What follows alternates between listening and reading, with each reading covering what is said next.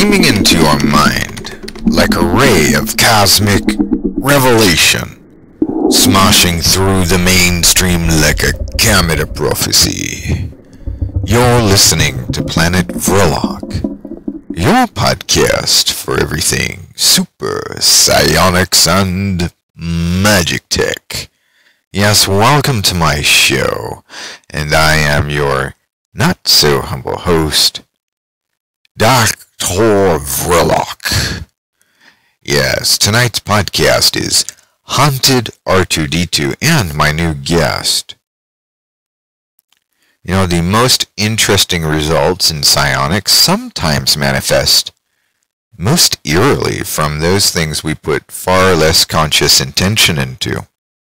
For instance, despite my greatest of efforts to craft a legion of servitors, which did, by the way, indeed manifest and work rather well, the most incredible coming to life was not in my magical intentions, but through a toy robot, one that I was very fond of in childhood. Tonight, ladies and gentlemen, I will tell you that story, the story of my haunted R2-D2 robot, and then a bit about my upcoming guest here on Planet Vrilock, Psionics, and Magic Tech. So without further ado, let us begin. During a 7-year stay abroad, I managed to organize a laboratory and magical temple in the third floor of an industrial office building in a residential suburb. High-power projectors were mounted on a variety of armchairs facing the 4 directions of the compass. Telerod beams were nested in thresholds both within and without the room and in the stairwell. Closets and cabinets housed familiars and servitor docks, penates, and psionic robots. Shelves stacked on either wall of the chamber held fast a stock of homemade radionics, from standard 3-dial units to machines with 18 dials or more. A purple rug centered on one side of the long room marked my ritual summoning area. Radio and satellite tuners were set in psionic stations with a variety of augmented mind and machine interfacing consoles. Staves and wands of all assortments were gathered into pull-out drawers and racks along the perimeter of the room. I sat in my favorite armchair, admiring the new robot I had purchased merely as a desk companion, a side curiosity, and perhaps to hold my drink.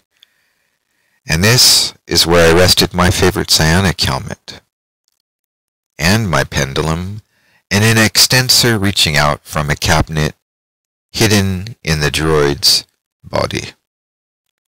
I sat meditating on the surrounding mountains, remote shrines, and places I had been. My mind fell into a quiet place centered in my will as I relaxed in my English gentleman's cushioned chair inside the top floor of a triangle building.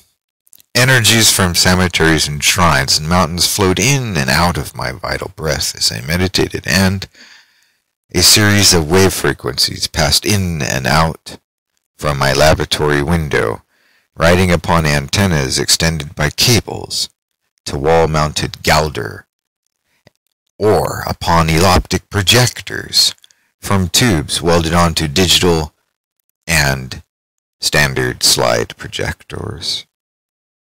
I began to take notice of some strange qualities regarding my new robot toy.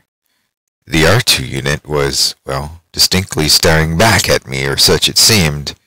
Such was my impression, though I believed at first these impressions to be merely my imagination, having fun. There did in some time occur some very odd and, albeit, disturbing activities surrounding this seemingly harmless toy robot, standing only a foot tall. The first of which was the R2 switching itself on and off.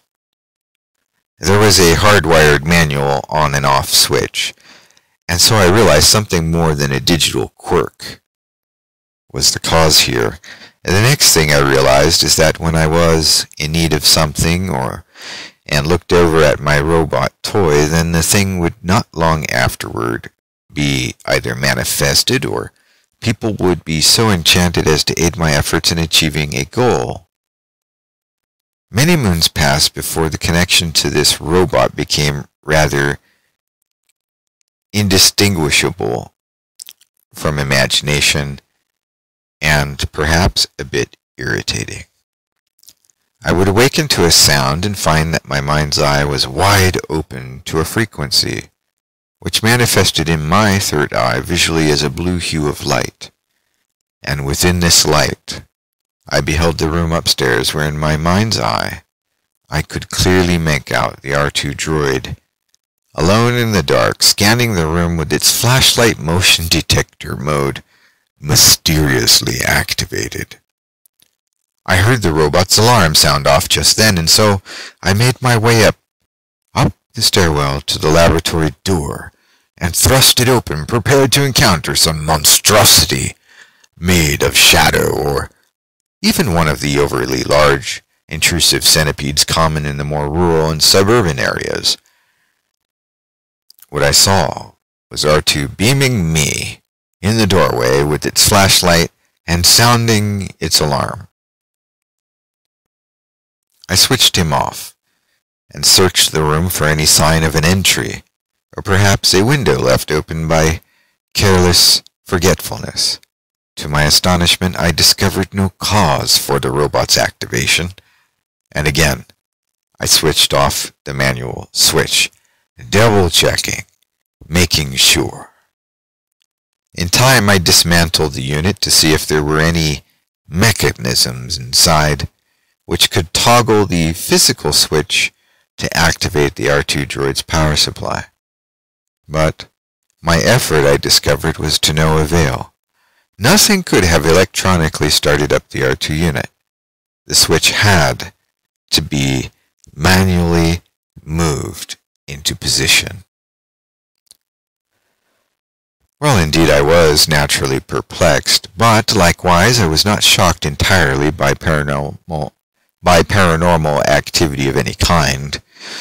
Only I had to wonder why this toy would show for itself such spectacular paranormal activity, whereas in contrast my various spirit vessels housing my programs of intention displayed rather mild phantasmic activity at the best of moments.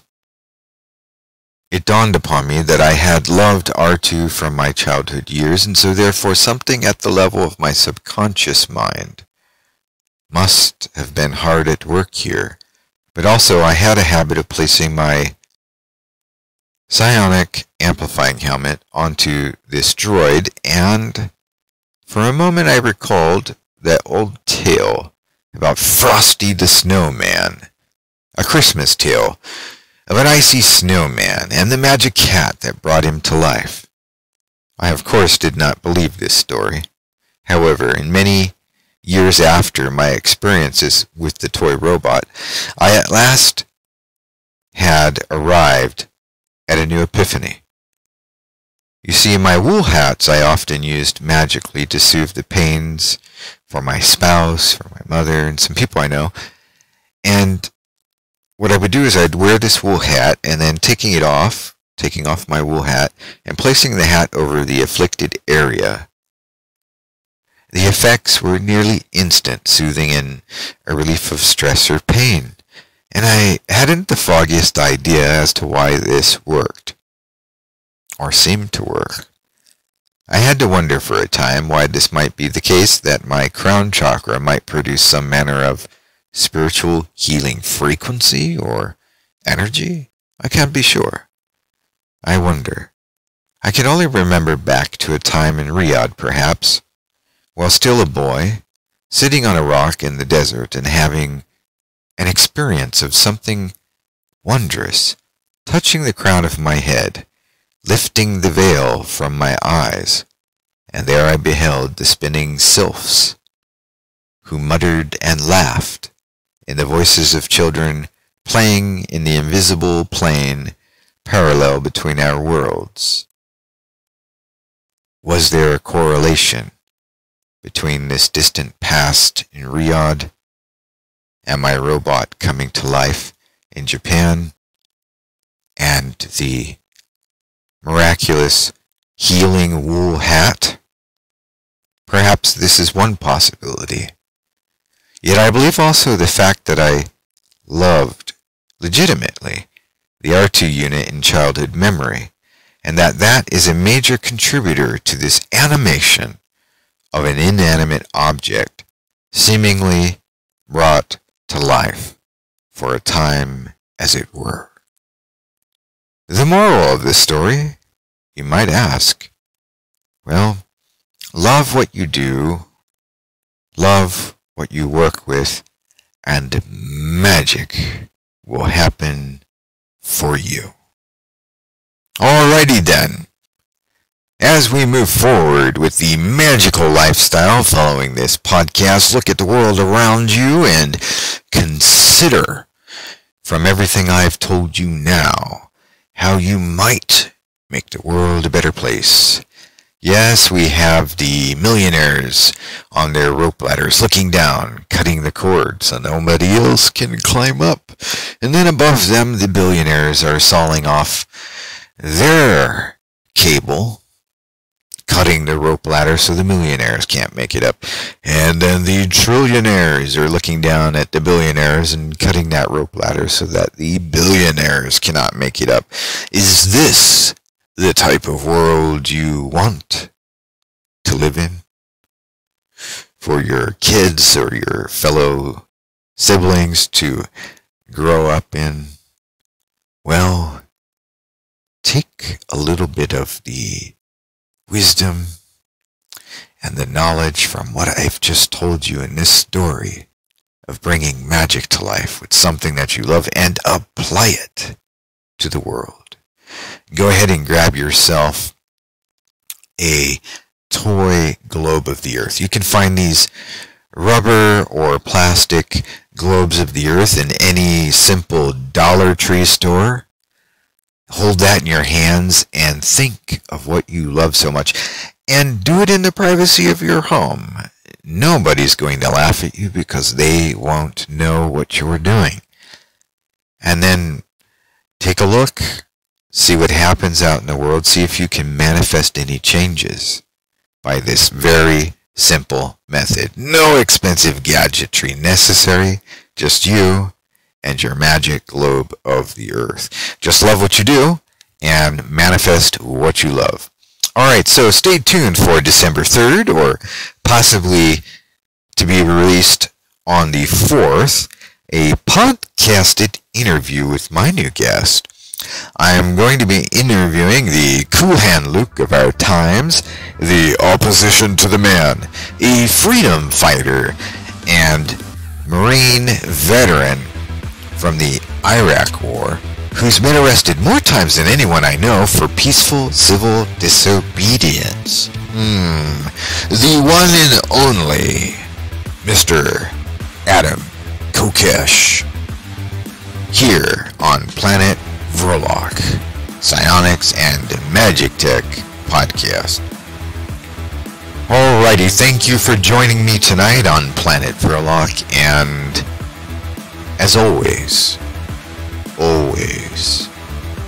until next time, keep the magic high. This is Tom Vrilock, signing out.